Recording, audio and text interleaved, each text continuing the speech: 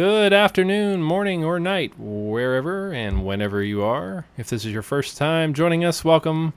If this is another time, welcome back. This is another episode of Tech Stew, the show that discusses the best of everything technology, computers, home theater, gaming, science, flight sims, you name it. We cover it, pretty much everything.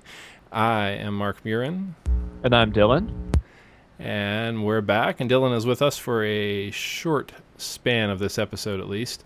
Dylan is having some audio technical difficulties, and apologize if there's any hum in his audio this time around, but next time we will have that cleaned up. But it's been a while since we've had an episode. It's been a busy several weeks here.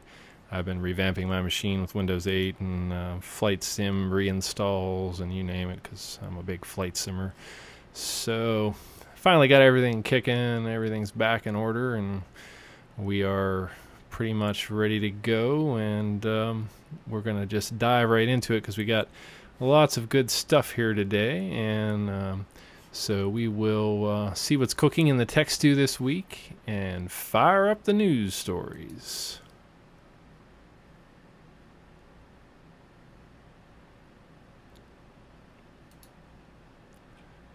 And let's see, our first news story is coming up here, and we gotta try out our new let's see, I'm on the wrong side of it here. There we go. We got our little floating news graphic this week, just testing out some video stuff. It's kind of cool and fun. Hopefully in the next few weeks here I hope to get a backdrop to make things a little more interesting as well too. But on to that first news story, and that is of Mozilla pulling a day-old Firefox 16 from the download site over a security risk.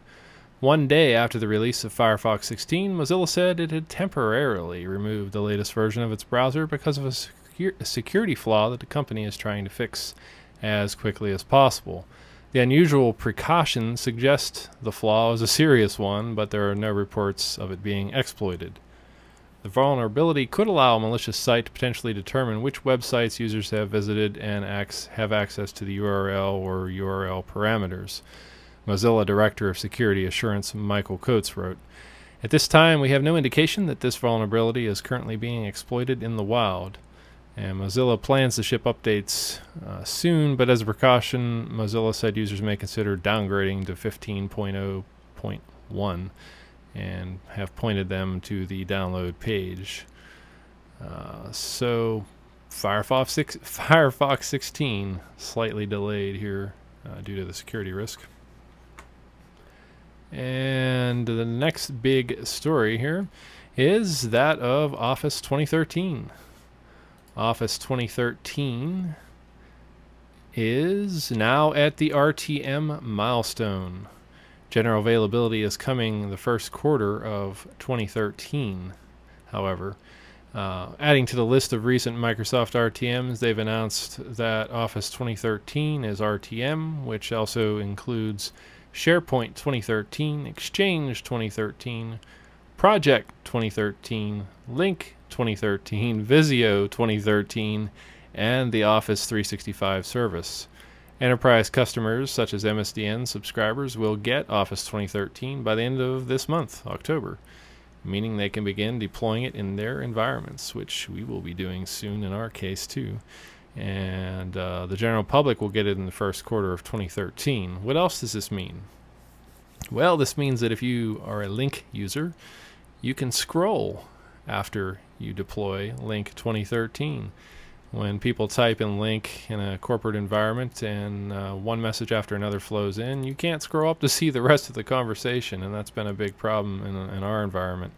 So we're actually looking forward to Link 2013, which is part of that Office 2013 suite, which probably, well, I'm not sure if we're going to be able to deploy that separately or not. That's going to be an interesting thing I'll be digging into here in the next few weeks.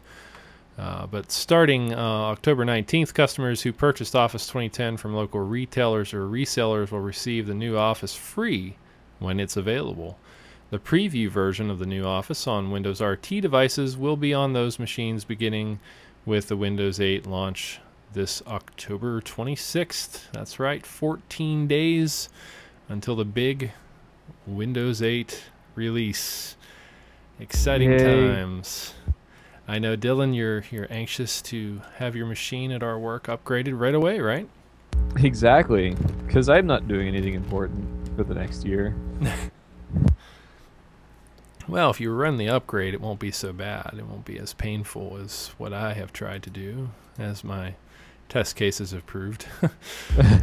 I thought you did an upgrade. Well, I did in one case, but then I ended up scrapping the upgrade because I just wanted to start clean and just compare for a scientific, comparison type thing. But there's nothing wrong with the upgrade, nothing at all. In fact, the upgrade is pretty slick, pretty seamless, works great, unless you're coming from like Vista SP1 and not SP2, or you're coming from XP. Well, you're just out of luck. You're screwed. Yeah, you're gonna have to do an in-place sort of upgrade there, or not an in-place, but a wipe and copy your data and then install fresh on that situation. You have to install Linux, and then you have to install Windows 8. Yeah, exactly. That will do it. But let's see. Our next news story is that Sling Media officially unveiled the Slingbox 350 and 500. Following on last week's Best Buy shelf leak, Slingbox has officially announced two new models, the 350 and 500.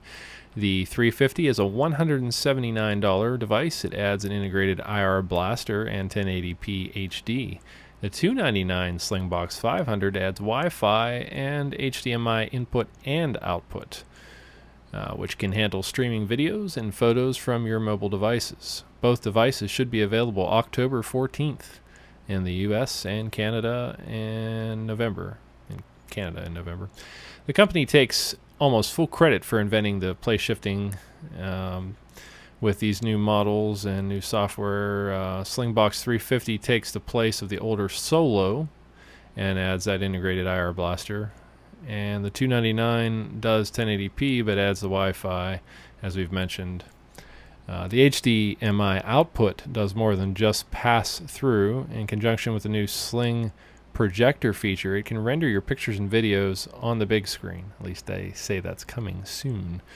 Both can take advantage of the new Sling Player apps with optimizations like reminders, as well as revamped Slingbox web interface. These boxes go on sale, like we said, just in 2 days from now, as we're recording this on October the 12th, officially right now. And I have a Slingbox, and I can see the potential excitement over some of these. Right now, the only reason why I use my Slingbox is to play stuff to the outside world that comes from the cable. But having a full HD output like this would be rather sweet. So if you have a room somewhere in the other end of the house where you need content and you don't have an Xbox, maybe. Xbox would be a lot cheaper, I suppose, though. But so new options coming from Slingbox, Sling Media. So let's see, what else we got in the news? We've got copyright stuff. The copywriters who are torrenting, beware, ISPs are to begin monitoring illicit file sharing. At least that's the law being attempted to be passed here. Copyright alert system, Six Strikes plan, initiated and backed by the Obama administration and pushed by Hollywood and major record labels to disrupt and possibly stop internet access for online copyright offenders, is looking to be in place by year's end. It includes participation by all the major companies such as AT&T, Comcast, Cablevision, Time Warner, and Verizon. Basically, this is the way it breaks down. On a first offense, a subscriber would receive an email alert from their ISP saying, your account may have been misused for online content theft. And the second time around, the alert might give you an educational message about the legalities of online file sharing. The third and fourth offense, the subscriber will likely receive a pop-up notice asking the subscriber to acknowledge the receipt of the alert. After 4 offenses, ISPs begin so-called mitigation measures by reducing your internet speeds, redirecting a subscriber's service to an educational landing page about infringement. ISPs could shut down service altogether for repeat file sharing offenders, although the plan doesn't directly call for it, however. Copyright holders still are free to sue, though. Gigi Sohn, president of digital rights group Public Knowledge and advisor to the center, wanted to put distance between this and SOPA and PIPA. SOPA and PIPA definitely had an impact. There was some concern if they moved ahead too quickly, public opinion would be so raw that this would be caught in the whirlwind of bad PR. The Copyright Act allows for damages up to $150,000 per infringement of a work registered with the Copyright Office. P2P file sharing copyrighted works is what's being targeted via IP addresses, cyber lockers, email attachments, shared Dropbox folders, and other ways, but those aren't being included. So this is only limiting it to BitTorrent type activity, torrenting.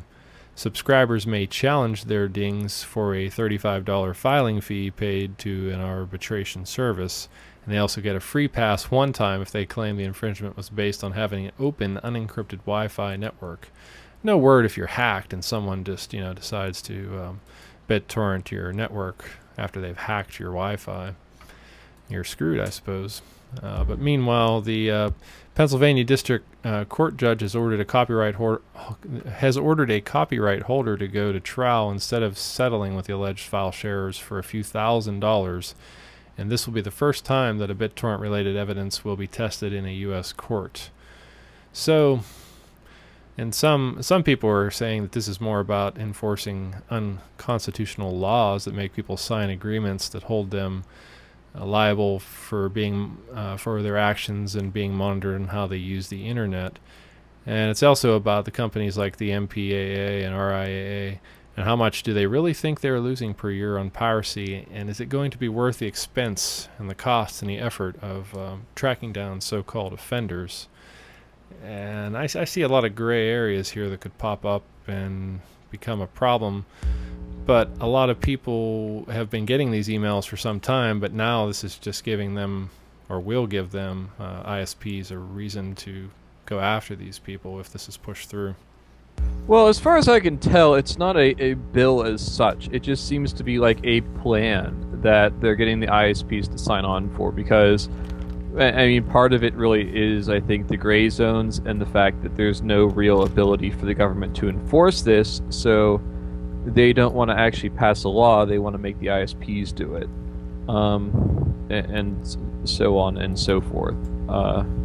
So, I mean, we'll have to see how this pans out. I don't really know that it even will, honestly, because they've been making noises in this direction for a very long time, and this seems to have so few teeth associated with it that I do wonder if this is going to be something that they're actually going to bother pursuing.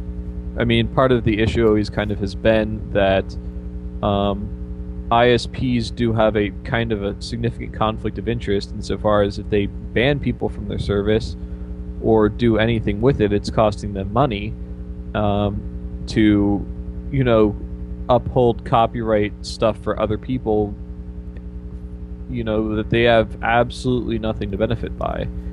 They don't own those copyrights or anything. Now, I mean, arguably, for people that aren't, like, subscribing to their cable service, they could reap some profits by encouraging people to join on that, but, as far as, like, movies are concerned, Comcast isn't really going to be seeing anything from that, so they don't care that much about it. And that's why this has been so slow to get through anyways, because the MPAA is always about trying to get other organizations to enforce their copyrights, probably because they appreciate the fact that it's not likely to really come up with half the revenues they even are pretending it would if piracy was stopped. So they don't want to have to foot that bill. They want to just get the extra, like, couple percent revenue that they're losing from piracy. So, I mean, I think we'll just have to see how this pans out. I don't think that there's a whole lot of push here. There's no incentive, realistically. If there was incentive, we would have seen this implemented 5 years ago. So I don't really think there's going to be too much action on this, even still.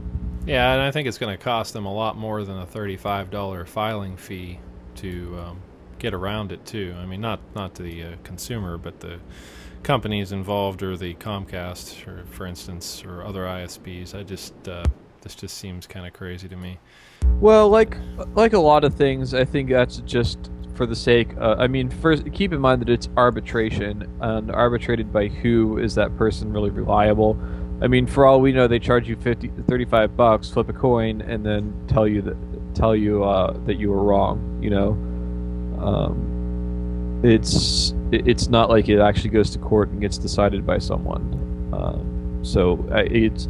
Now, I mean, maybe they'll use an actual arbitration service, but probably not for $35. They'll probably just listen to what you have to say and then, you know, make something up. Yeah. Yeah, I can't see that holding water here, but I guess by the end of the year we will certainly find out.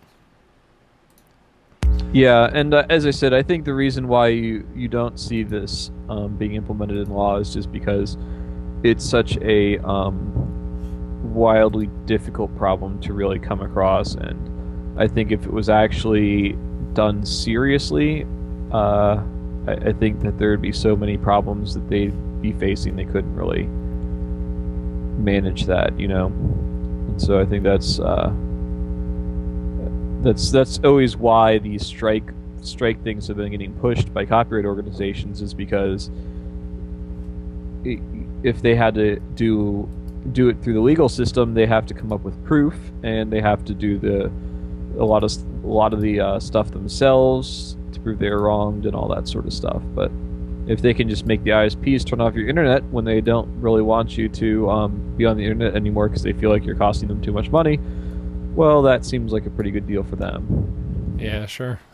Yeah, I know, seriously, but that's. You know, they're like OCD about it, I think, is what it just comes down to, is they just can't see anything but, like, raving hordes of pirates on the internet stealing all their money. They don't even bother to sit back and think about whether or not that makes even the slightest bit of sense or anything like that. They just want it to stop because that's all they can think about.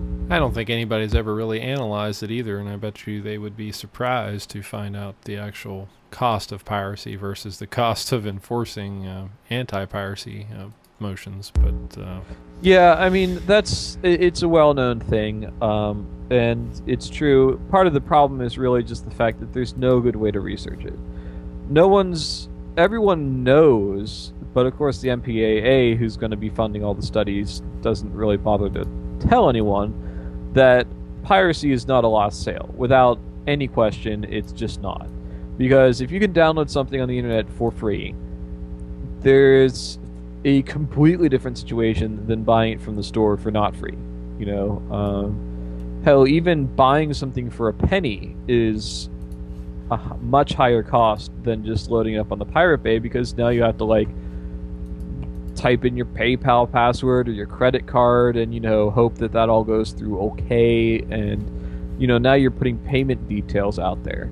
So the simple fact of the matter is, everyone knows that, generally speaking, a download is not the same as a lost sale.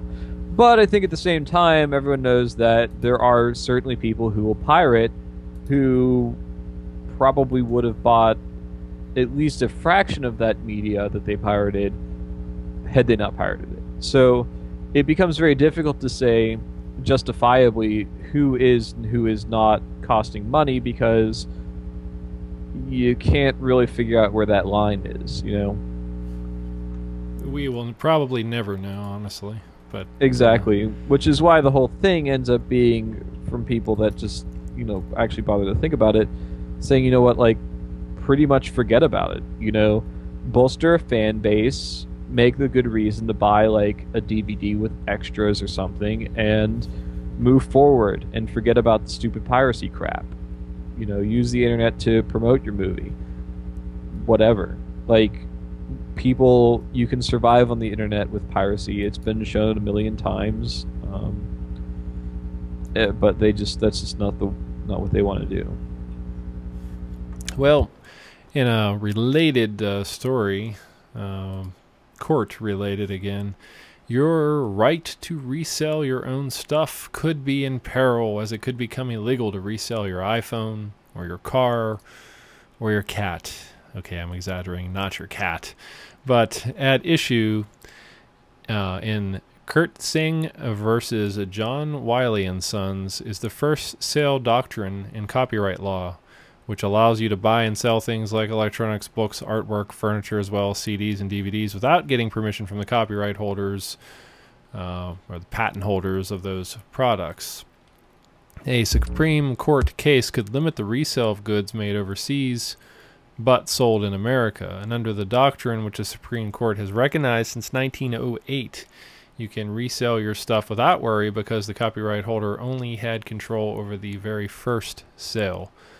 So, put simply, though Apple Incorporated has the copyright on the iPhone and Mark Owen has it on the book No Easy Day, you can still sell your copies to whomever you please whenever you want without retribution.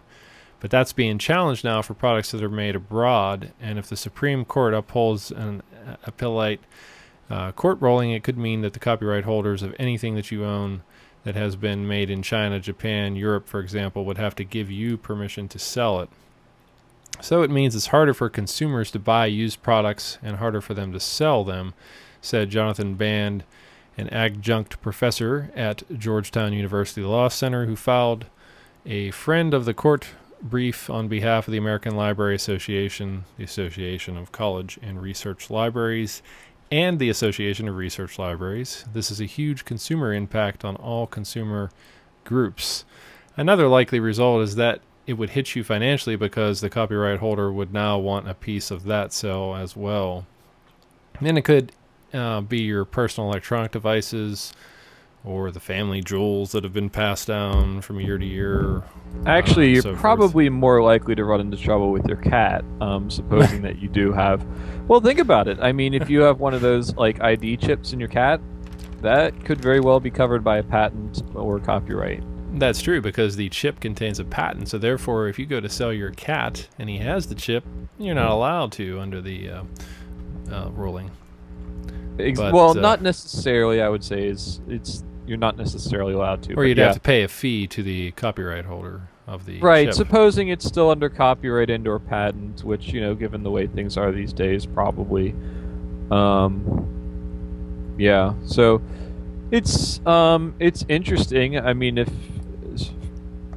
it's interesting. I'm also curious what they mean. I think it mostly applies for patents, honestly, instead of copyrights. It's hard to say. Well, the first sale doctrine does apply to both, and just basically any sort of licensing, realistically, or implicit licensing, I suppose one could say. Because essentially the idea is saying that, like, if you buy a CD, you've bought a copy of the CD, and copyright does not restrict your ability to, like, resell a copy. It just, you know, restricts your ability to produce those. So that's more or less the idea of first sale. However, when it comes to things like patents and such, it's a little more vague as to what you can do. Like a kind of a classic case is that if you record a movie on your like consumer camera, well, you can't actually make any money off that, really. I think there's some sort of cap, like $100,000, but the video codec within your camera is only licensed for basically consumer usage. So anything beyond that, you are now violating the license of the patent within the camera that you have bought.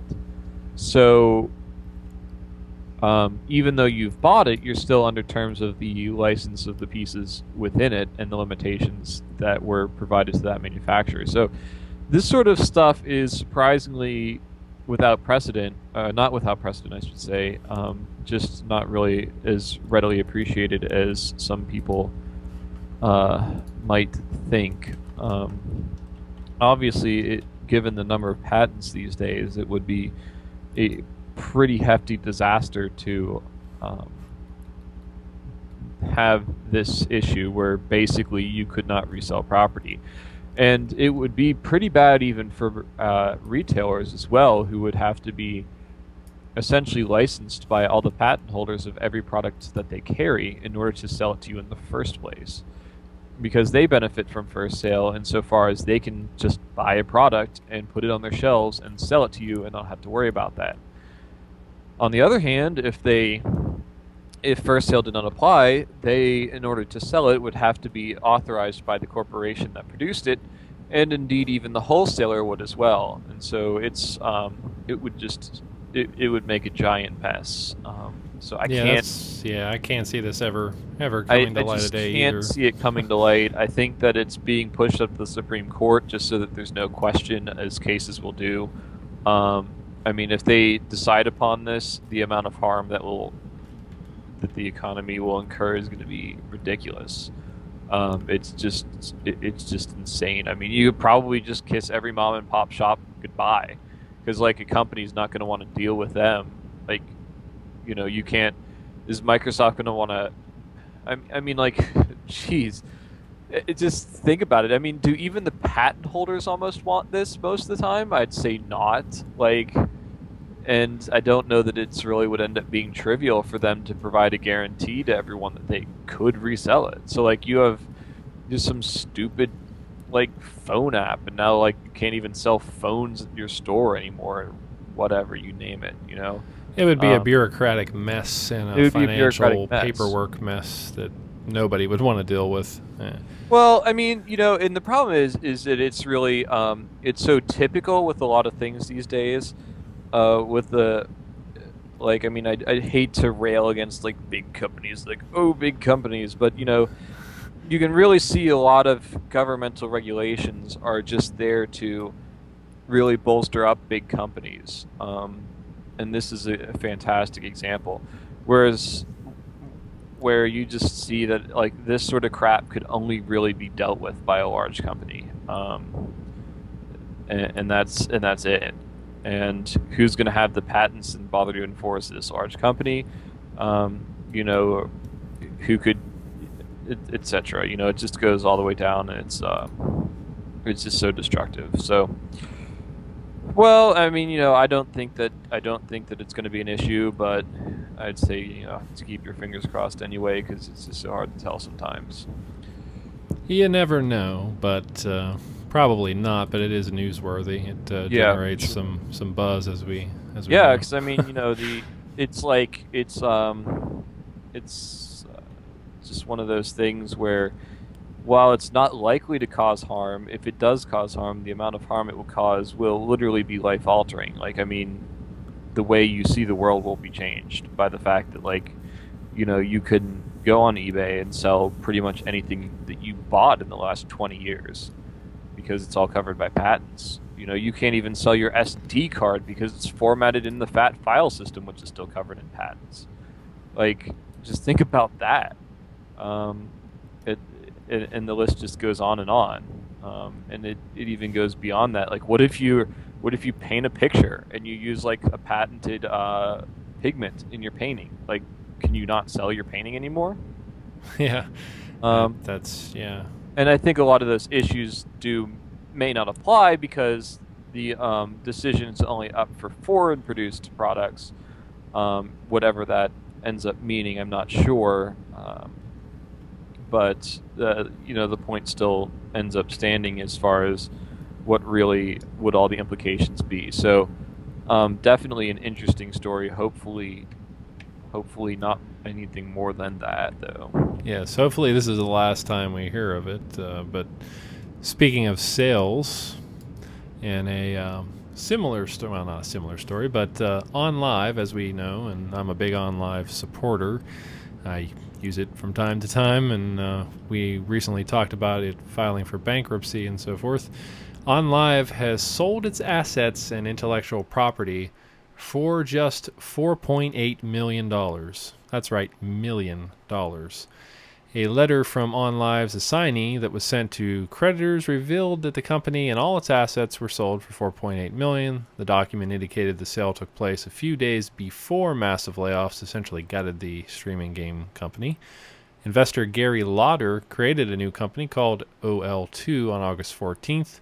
He then purchased almost all of OnLive's assets and intellectual property, a move that will allow the company to remain operational with minimal disruption. Those in charge of OnLive at the time felt it was the only course of action short of filing for bankruptcy. The company didn't believe they would be able to acquire any additional funding to keep things afloat. OnLive reportedly had $18.7 million in debt when Lauder purchased the firm, which didn't include future leases or contractual obligations. It's believed that creditors will ultimately only receive about $0.26 dollars for every dollar they are due. The process that OnLive went through is called an assignment for the benefit of creditors, ABC. As The Verge explained, an ABC occurs when a company transfers all its assets to another company or investor. The new owner is responsible for trying to get the money back to those investors.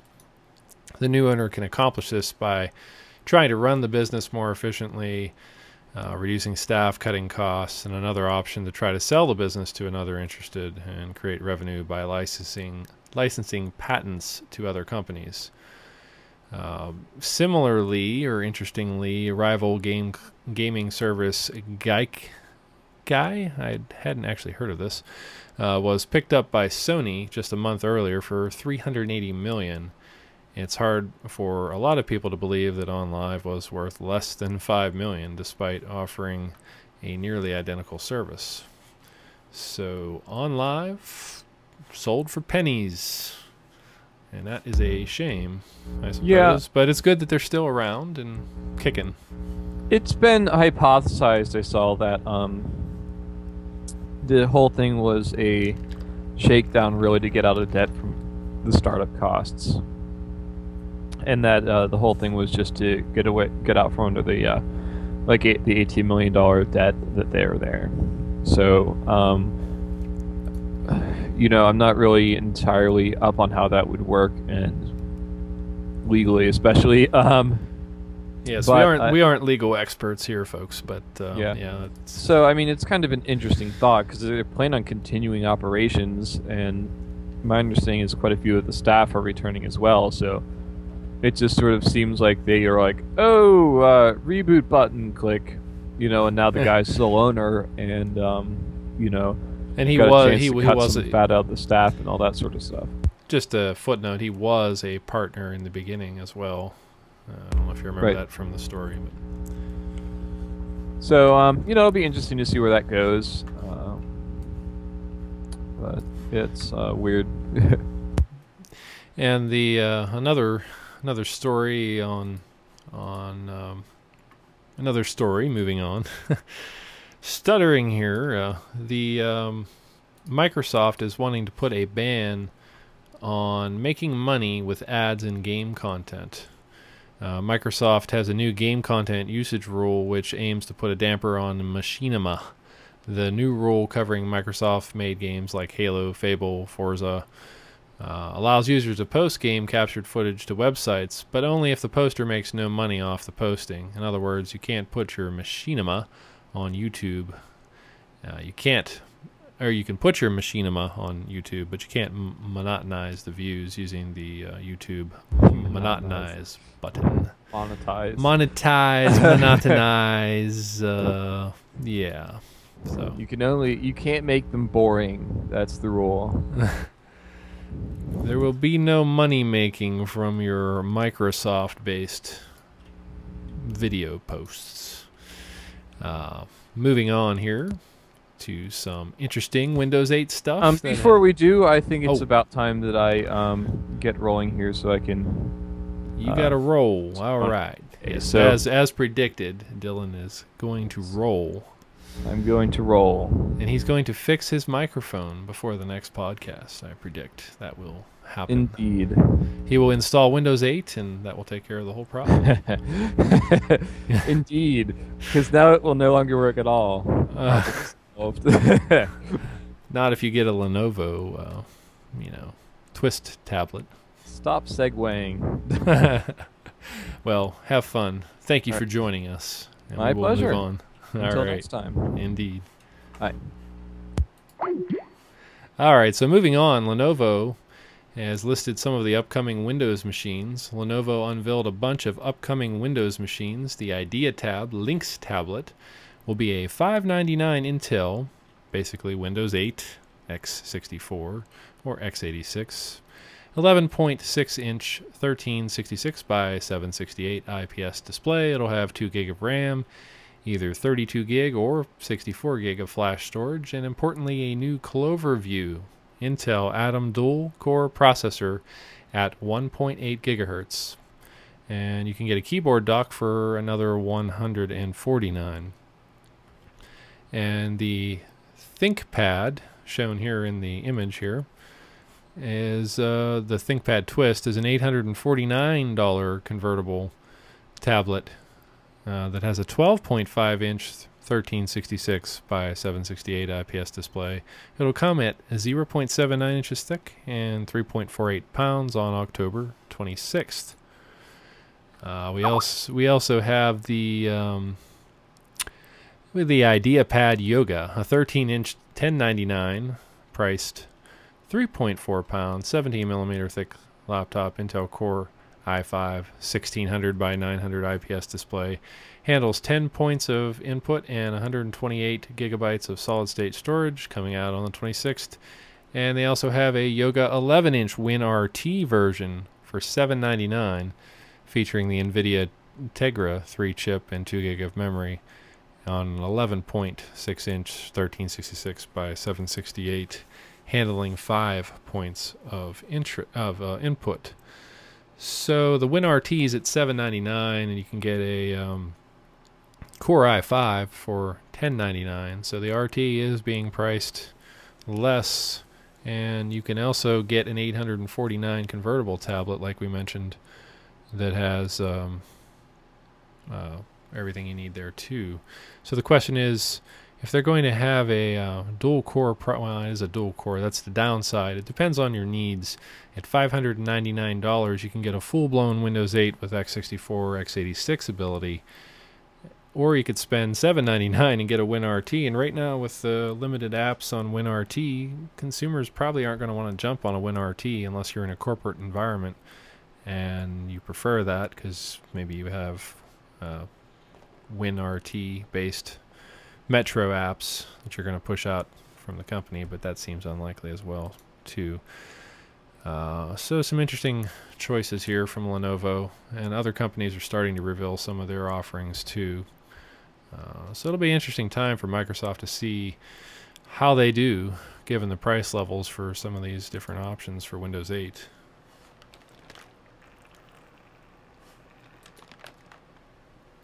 Of course, we have the WinRT coming with Office Preview Edition, and another segue here is that Office for iOS and Android are coming in March of 2013, according to The Verge anyway. Microsoft product manager Peter Bobick confirmed that native iOS and Android versions of Office 2013 while speaking to the Czech site IHNED at a press event in the Czech Republic. A press release seen by The Verge from Microsoft's Czech Republic team confirmed the availability of iOS and Android, along with the versions for Windows Phone, Windows RT, Mac OS, Android, iOS, and Symbian. So look for that next year. Makes sense. They're going to get the RT stuff out of the way first. Then then they'll start focusing on iOS and Android, spreading across multiple platforms. A kind of a new direction for Microsoft here. And we've got the SDK, still waiting for the official SDK to come out here.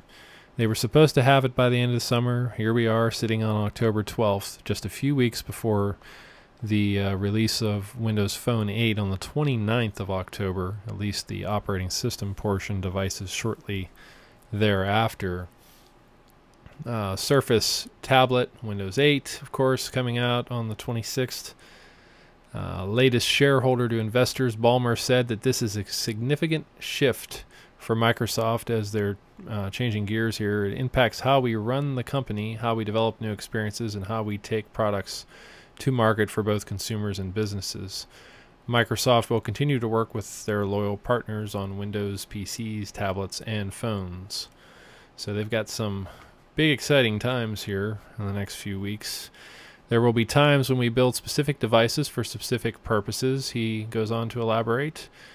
And all our work with partners and our own devices will focus relentlessly on delivering delightful, seamless experiences across hardware, software, and services as well.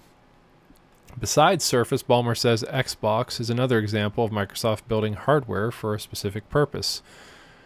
And they will focus on new form factors that have an increasingly natural way to use them with touch, gestures, and speech.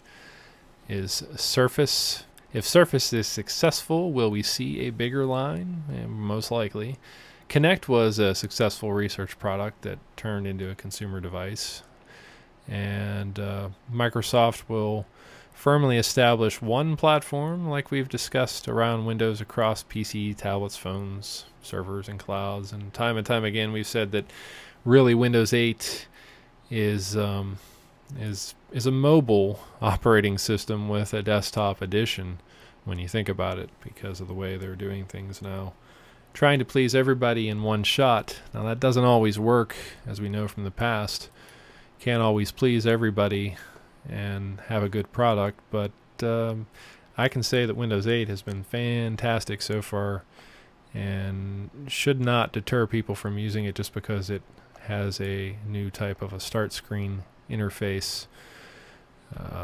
There are ways around that if you really want to get around that. We know about the Start 8, and there's a new classic shell add-on you can get, though I had some problems getting that one to run in the testing I did. It ran but would occasionally freeze up for like 50 seconds. So use those plugins to get your start menu back with caution, I must say. But in particular, Windows Phone 8, due on the 29th, along with the Nokia, as we see here on the screen, the Lumia 920 is coming out. Actual phones like the 920 will start coming out after the 29th date. And the Nokia 920 will be available for pre-order on October 21st. No word on pricing, of course. Another downside to all this. Microsoft just waiting to the last minute on just about everything, which it goes against the consumer grain, if you ask me. But no widespread release of this SDK yet, incidentally, and that is putting the Windows Phone 8 release in some sort of jeopardy, because developers need time to get their apps ready. Microsoft has opened up limited access to the preview SDK, and so hopefully people like Netflix and Twitter have already been developing, but everyone else not so much so far, obviously.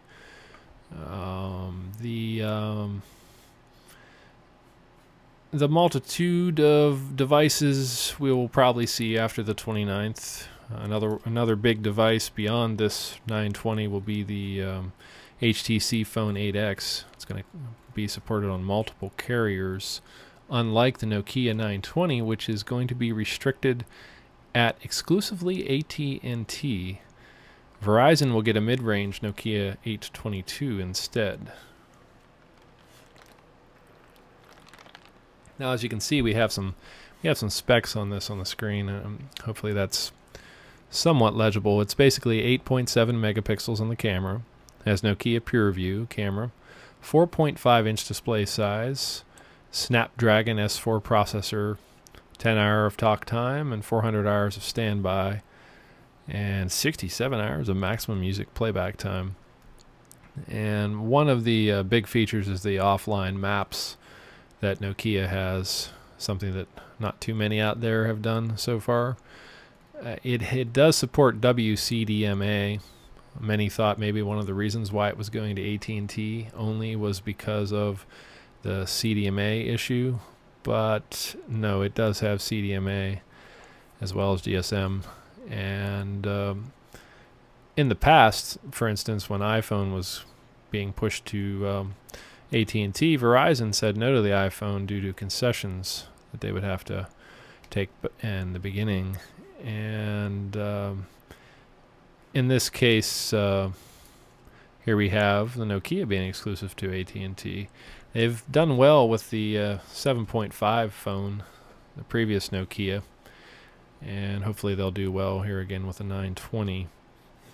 Here we have a short video clip comparing the iPhone 5 and the Nokia. You can see the size difference.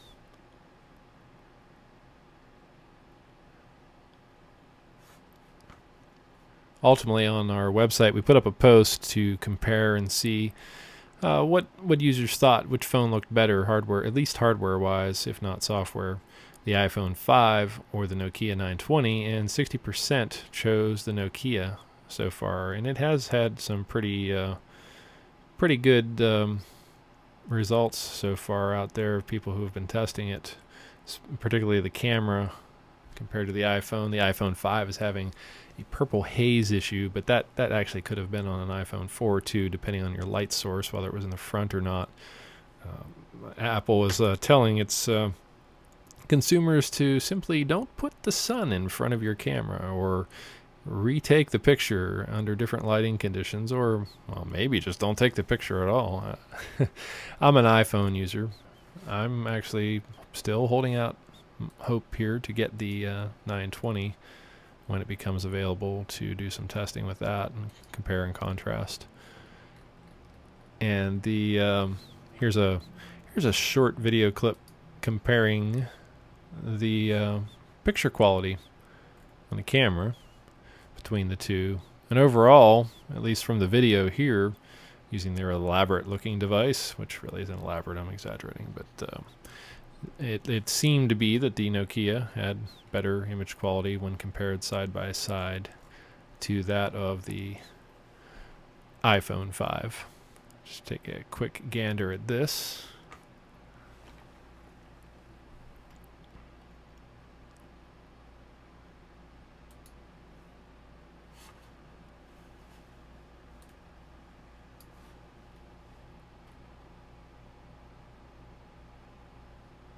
They call the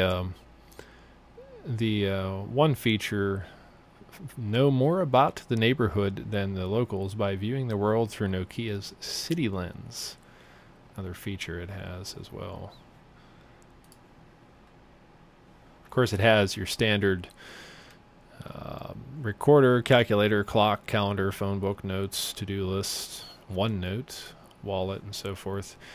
Features DirectX 11, has an accelerometer, gyroscope, touch UI, Xbox Live Hub, supporting Silverlight, XNA, Visual Basic, DirectX, JavaScript, C++, XAML, Hotmail, and all the major mail providers basically. Voice dialing, voice commands, video sharing, should have full Skype support now. They have a front camera on there. So that is the comparison between the iPhone and the Nokia. So look for that to be coming on shelves here in early November. Hopefully we'll hear more on pricing. Maybe even as we speak, pricing is being announced. Who knows? Unsure, but maybe, possibly.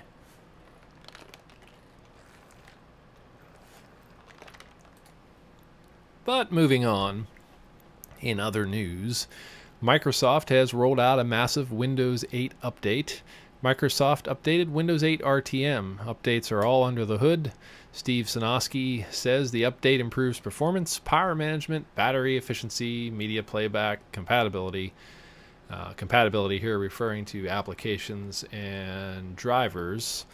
Microsoft updated lots of its own apps. Mail gets a conversation view, IMAP support, that's a big one. Ability to accept or decline calendar invites from email. Photos getting crop and rotate ability, desktop mode, and more. SkyDrive lets you search in-app, rename, and move folder and files. And apps like travel and sports support video now. TV ads for Windows 8 have leaked already too as well, and they show off how to use Windows 8. The ads even point out briefly that you can still use your desktop apps, of course. So moving on to the science news of the week, we've got the SpaceX Dragon Capsule arrived at the space station with its precious cargo. This is the second mission to the space station, but this is the first official commercial docking for an actual purpose. They docked the other day, and astronauts are unloading groceries and equipment. And the Dragon will stay on the station for a few weeks and splash down in the Pacific Ocean. So that's a major, major milestone. We've been needing transportability to the International Space Station, and SpaceX is coming through yet again. Of course, this is an unmanned module at this time. They launched on the Falcon 9 rocket. Now, in other news, there is a newfound asteroid the size of a house that will fly closer to the Earth than the Moon today, October 12th, but poses no danger of impact, of course. The space rock is called Asteroid 2012 TC4. It's about 56 feet wide and will come within 59,000 miles of Earth at its closest point. That's about a fourth of the distance to the Moon. And there have been live webcasts. There's a link on our website. They may still have some live virtual telescope views going on. The asteroid is supposed to reach the minimum distance from Earth at 5:17 UT time on today, the 12th. The Virtual Telescope project is run by astrophysicist Gianluca Massi, and it provides a live view of the asteroid from the telescope. So it's just another example of something that was discovered only days prior, or recently this year, and we just found out about it. It's the size of a house. The size of a house could cause a lot of damage if it were on a direct impact course to our Earth, in this case, size of the house. And let's see, moving on to the next story, the rocket for Supersonic hybrid car has passed its first test. The rocket for it, not the car. But this rocket is going to help power a 1,000 mile per hour car, and they passed the test, British engineers have reported. The project is dubbed Bloodhound SSC. Its organizers plan for the pencil-shaped car to be zooming along the South African desert next year and break the world land speed record of 763 miles per hour. The initial indications are that it went very well indeed. The rocket's designer, self-taught engineer Daniel Jubb, 28, told the Western Morning News in Cornwall, England, that where the rocket was tested inside a hangar at a Royal Air Force base. So this rocket is going to scream along at 1,000 miles per hour in the African desert. And the hybrid produced 14,000 pounds of thrust on Wednesday. That's the equivalent of about 40,000 horsepower. The additional thrust from a fighter jet engine will give a car a total of 135,000 horsepower. In contrast, the Prius hybrid system produces 134 horsepower.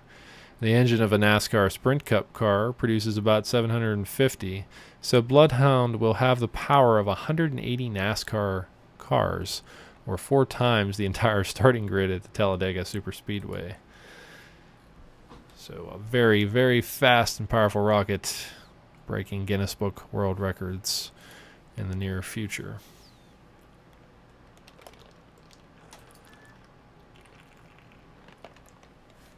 In more recent news, strange rocks were located by the Curiosity, or taken by the rover on Mars. Actually, the Opportunity rover. They're puzzled over the unusual spherical rock formations on Mars. A new Mars photo shows a close-up of a rock outcrop called Kirkwood, covered in what appears to be blister-like bumps scientists have yet to explain. first glance, these are similar to the Martian blueberries, which were first seen by Opportunity in 2004, but these new formations are different in several ways. According to the rover mission principal investigator, Steve Squires of Cornell University, this is one of the most extraordinary pictures from the whole event. Kirkwood is chock full of a dense accumulation of these small spherical objects. Of course, we immediately thought of blueberries, but this is something different. We've never seen such a dense accumulation of spirals in a rock outcrop on Mars. A new photo, they have a mosaic as well, taking 4 stitched images together. And you can see this on the Text2 website. There's the additional images. Opportunity is currently in an area known as Cape York along the western rim of a giant Martian crater called Endeavour. It originally landed in 2004, along with Spirit, in 2 different areas. Martian blueberries have been seen many times, but the bumpy spherical ones of the Kirkwood rock are something new. Basically, many of the features are broken, appear to have odd concentric circles inside. They seem to be crunchy on the outside, but softer and chewy in the middle. I didn't actually say chewy, but you get the point. They are different in concentration, they are different in structure, and in composition. They're different in distribution, so they have a geological puzzle that they have to figure out. They've come up with a few theories, but have yet to come up with one that is the best explanation. So, looking back at these iron oxide blueberries from 2004 and compare some of these on Earth, Earth-based similar formations can be found near the Colorado River in Utah. There are concentrations in that range from marbles to cannonballs that consist of a hard shell with a softy, sandy interior. Scientists thought that these Utah concretions were formed by simple chemical reactions without any assistance by life. There is new research suggesting that there is clear evidence that they were essential, microbes were essential for their formation.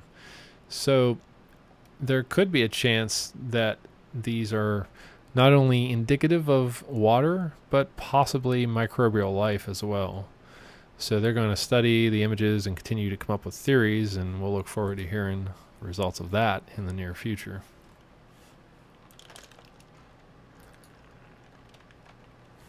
In other news, the Mars rover has found an ancient steam bed where water once flowed. NASA's Mars rover Curiosity has discovered what appears to be ancient steam bed, suggesting that water once flowed in large volumes, perhaps in hip deep in places across the Martian surface, as we've long suspected. Photos from the Curiosity's rover have revealed several different rocky outcrops that contain stones cemented into a layer of conglomerate rock. And some of those stones are rounded and large, indicating they were transported relatively long distances across the planet by water. The water flow was likely vigorous, perhaps akin to the flows produced by flash floods in deserts here on Earth. They can compare that. From the size of the gravels it carried, we can interpret the water was moving at about 3 feet per second with a depth somewhere ankle to hip deep, according to co-investigator William Dietrich of the University of California in Berkeley. Plenty of papers have been written about the channels on Mars with different hypotheses, he added, but this is the first time we're actually seeing water transported gravel on Mars. This is a transition from speculation to direct observation. So this is an exciting find by the Curiosity rover, which, as we know, recently arrived there. Just a tidbit of gaming news. David Fincher is going to be producing the Halo 4 trailer, and it premieres October 18th. He will executive produce the launch trailer for Halo 4, Microsoft has announced. And Fincher is the director of Fight Club, The Social Network, and Jodie Foster's Tour de Force. Panic Room will produce the trailer. He'll produce the trailer titled Scanned, which will present a captivating look at the backstory of Master Chief and provide a glimpse of the new threat he will encounter in Halo 4. We won't see his face in Halo 4 either, according to other reports.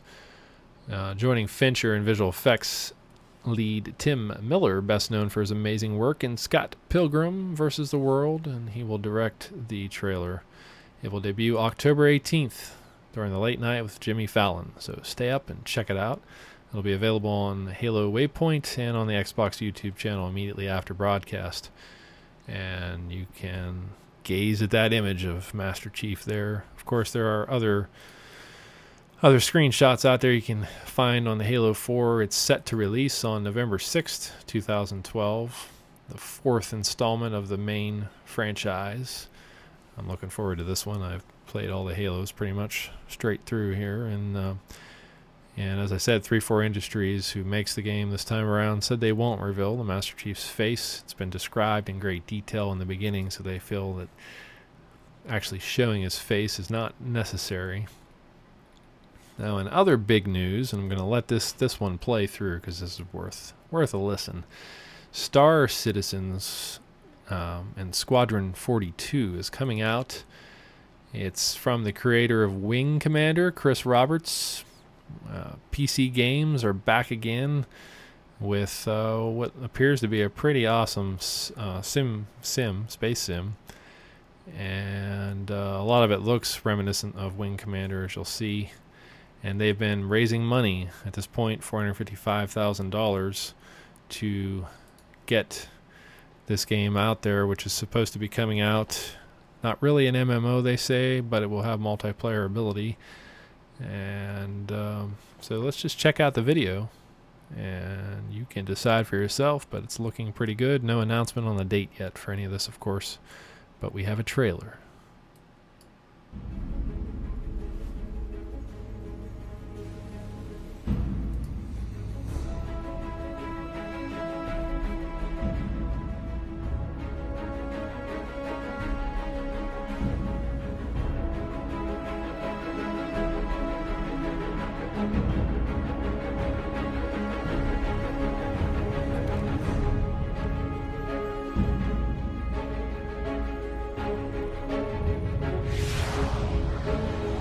It's reminiscent actually of Battlestar Galactica if you look at some of these images, but pretty spectacular.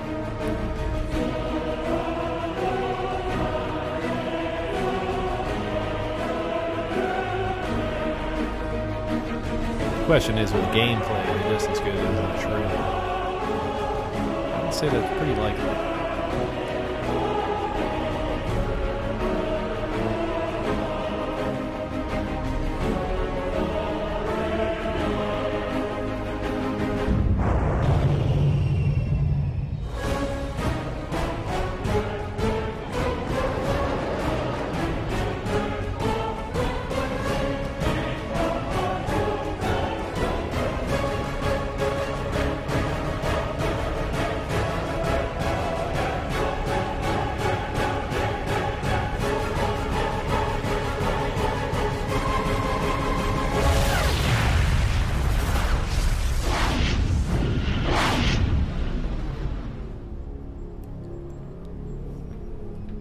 So get ready to enlist. It's coming soon. But we're going to move on into the other segment.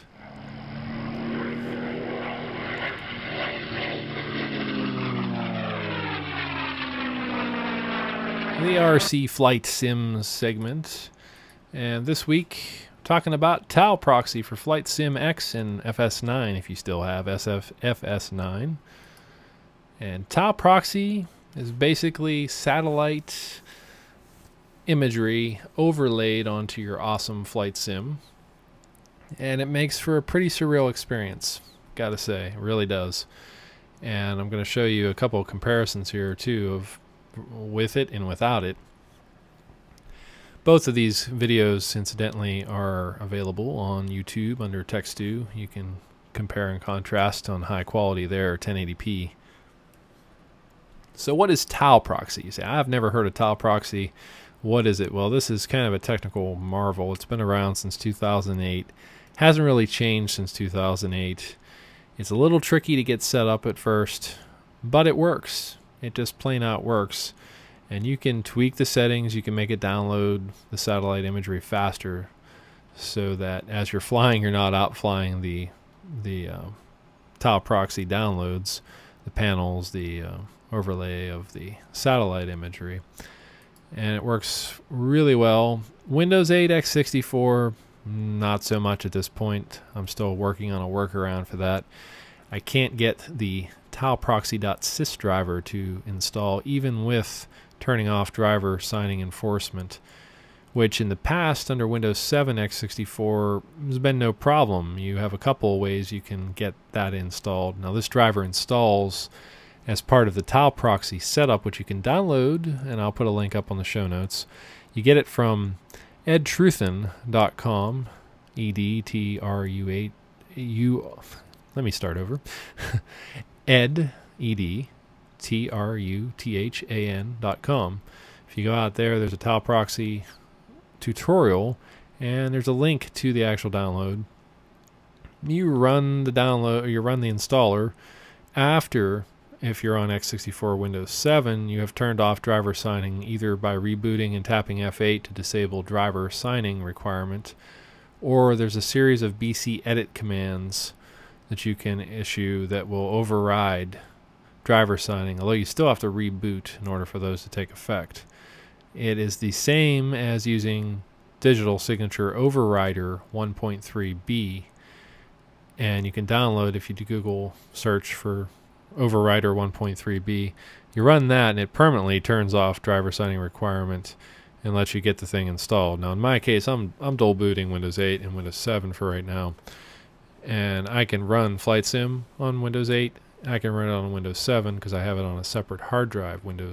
Flight Sim is on a separate hard drive.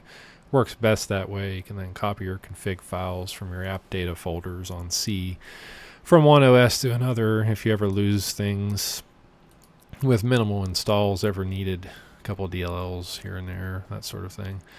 But like I said, in Windows 8 I can't get TileProxy to work, so I dual boot. I go into Windows 7 and I have some fun there.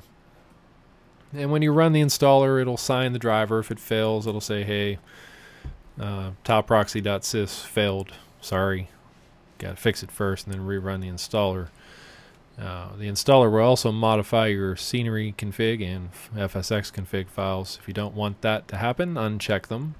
In my case, I didn't want FSX config files modified, the config file modified.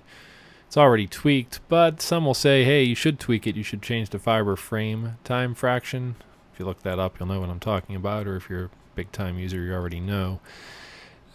Should be set at like 0.66 or higher to make the scenery smoother and not as blurry, but at the expense of frames per second. Now I've left mine at the default, not too bad so far. 0.33 is a default. It's been working quite well. And here's a video clip. I'll show this. This is Bing Virtual Earth, basically. That's, I think, service example number 1, I believe. Yahoo is usually under service example 3, and you can rename those, and you can make it so that you can switch between them in the sim, in the menu of add-ons, TileProxy, change online provider. As long as you've got the names and all the configurations in both, you're good to go. The biggest issue that people have is that as you get down low, things are really flat unless you have add-on scenery in the area that takes over. In many cases I already do, where the airports have buildings already there, so it's not an issue for me. Just think about it. How often are you flying that low that things are going to be that flat? Because it maps to the topography, and if you have hills, such as the first video I'm going to show you, it's not going to look that flat. And you're usually up high, you're not down low when you're flying point to point, especially in bigger, heavy aircrafts if you're into that. So here's the first video clip showing all the good stuff with TileProxy running.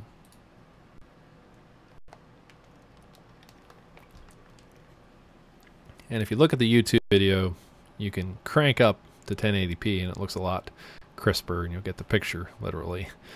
But it's pretty fantastic. It looks like you're looking out of an ultralight in this case. It's kind of fun to fly with an ultralight, especially if you're flying over areas you know. You can see things, and you can set water blending to on. That way your Rex water will override the darker green water that is with a lot of photoreal scenery.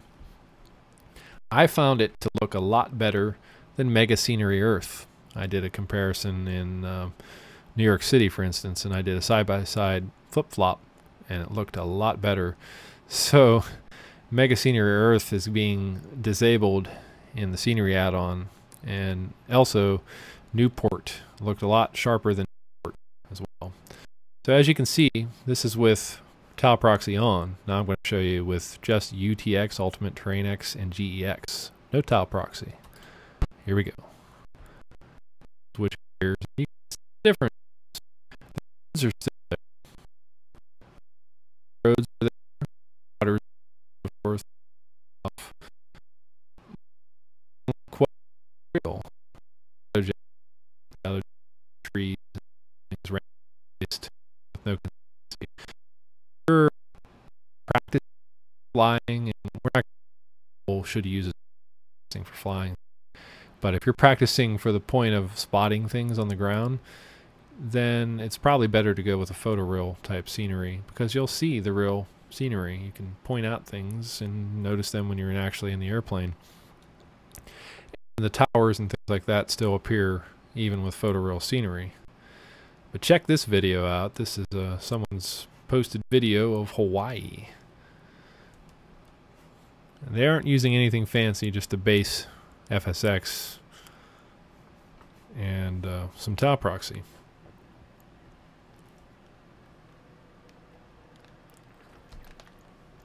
In my case, I have mine set to 30 centimeter.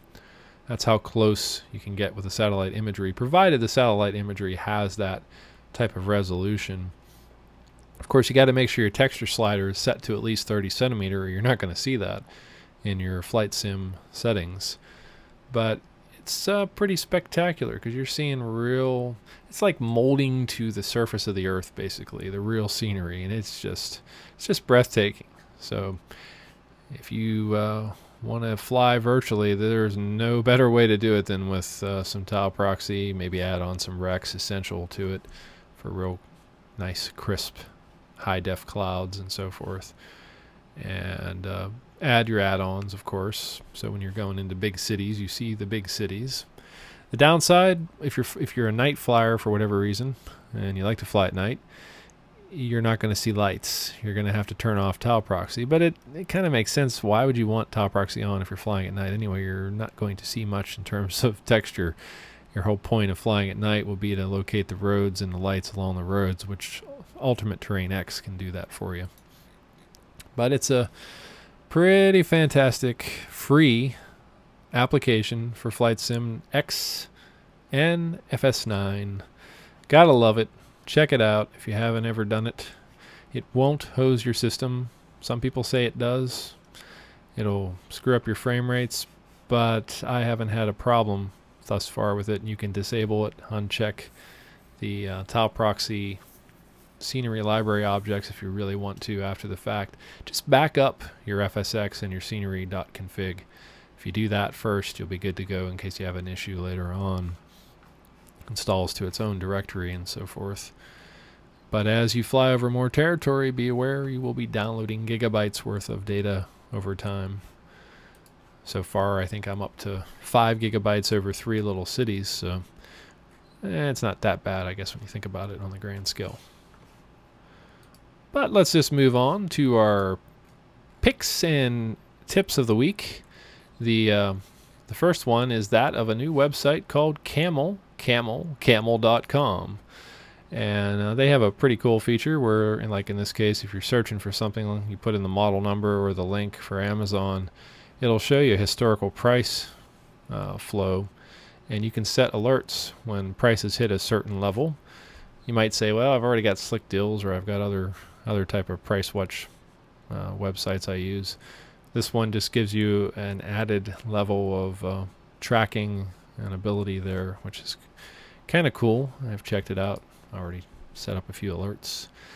And that's the website tip of the week. Now the hardware pick of the week has to go to this little guy here.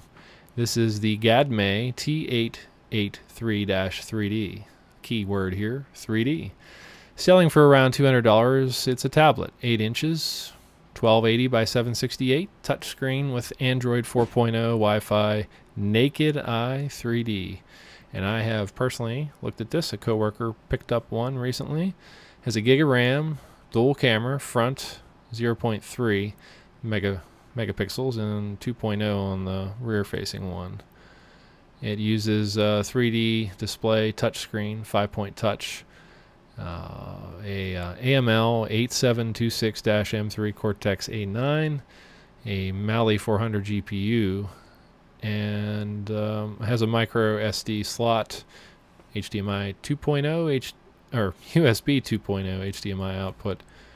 It has an accelerometer, Wi-Fi, microphone, the whole 9 yards. And I watched some Blu-ray on this, and as long as you stayed right in the middle, as is typical with this type of naked eye 3D, it was pretty good. It looked pretty good. Very little blurring. If you move slightly left or right, you got a good bit. It depended on your source too. If it was an older 3D generated movie, one that was converted, didn't look quite as good, but something like Avatar was pretty slick.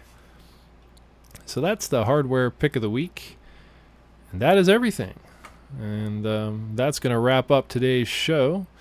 And remember to keep on cooking with tech, and we will see you next time on Text2.